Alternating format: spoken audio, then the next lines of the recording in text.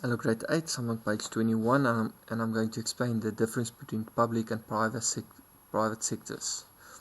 Okay, so there's an example of public, South African Airways, and of private, Kulula.com. Okay, so let's explain the differences between the two. Firstly,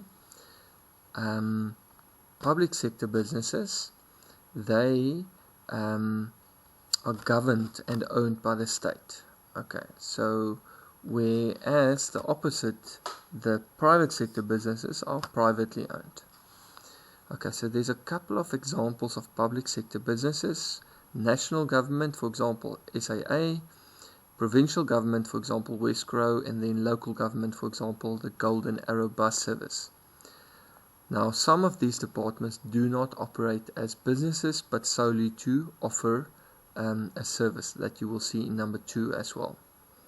Okay, so they do not operate as businesses.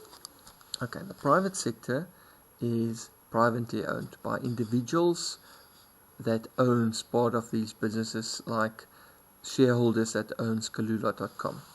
So South African Airways will be owned by the government, and that's part of the public sector. The second difference between the private and public sector is that public sector, the motive is not to really make a profit. They want to offer a service to the people of South Africa.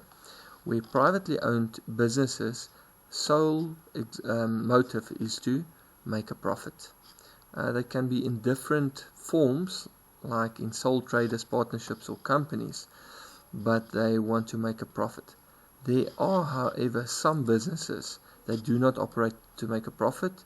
That's part of the private sector, like NGOs and NPOs, non-profit organizations or non-government organizations. The third difference between public and private sector would be the fact that departments in the public sector exist to meet the demand of social and civil rights. Okay, it's basically the people that they want to please, such as healthcare, government hospitals, education, government schools, and protection, police services, etc. Okay. In contrast, private sector is to meet the demand of consumers. For example, ADT and all these companies that exist to protect people as a separate service, and then people pay for that. Some service, however, gets repeated in the private sector as well, like private education, like the school that you're in. It's a private school, or private hospitals like Mediclinic, or private housing, and many a time they offer better quality. The reason for that is because they exist and they must offer a good service and even a better service than the government. Otherwise, people will just opt to go for the government service. So the quality must be good for these people to stay in business in the private sector.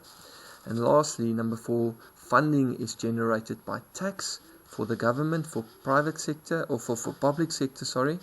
And then funding is generated by private individuals or groups if it's in the private sector. So that's the 4 differences on page 21 between public and private sectors.